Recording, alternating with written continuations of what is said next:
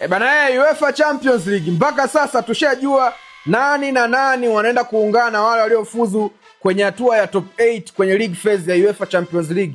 Sasa leo tumeweza kupata baadhi ambao wataenda kuungana, wale nane ambao waliweza kufuzu hatua ya league phase, na matokeo ambayo yamekuwa yakikatili sana ni matokeo ya Inter Milani mbele ya Bodo Glimt. Bodo Glimt alikuwa away. Game ya kwanza alipata matokeo ya bao 3-1 akiwa nyumbani kwake.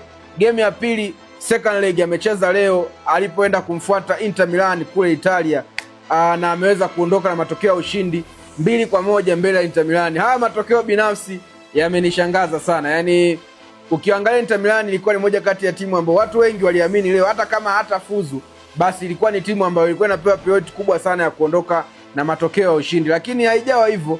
Inter Milan ameweza kupigwa bao 2-1 na magoli yote yameweza kupatikana second half.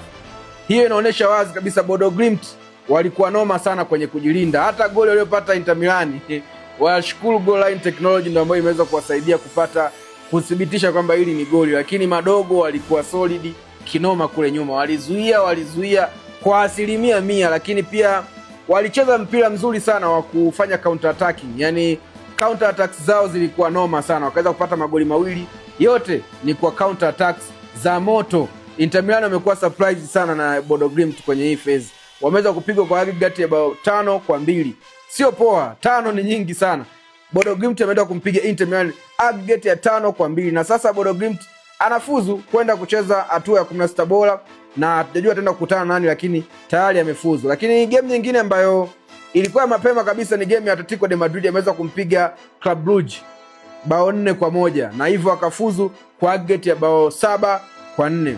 Game nyingine ni Bayer Leverkusen ameweza kupata draw siku ya leo, suluhu ya 0-0. Hii game amshio kuna watu wale wa magoli, hii game imeondoka na watu wengi sana. Wanangu wa magoli, mtaniambia kwenye comment kama amekupitia au vipi.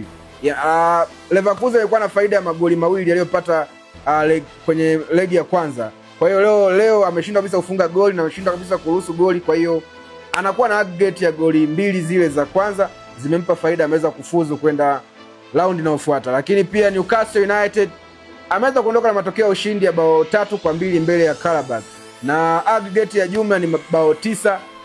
Utakumbuka first leg aliweza kupata matokeo ya bao 6-1, kwa hiyo aggregate kwa sasa ni bao 9-3. Hayo ndio matokeo ya ujumla UEFA Champions League usiku wa leo. Kesho ni games zingine za UEFA Champions League ambazo tutaenda kupiga. Utaniambia hapo kwenye comment umeonaje haya matokeo ya siku ya leo, na vipi kwenye mkeka una hali gani mpaka sasa? Umepiga pesa au umepiga usingizi?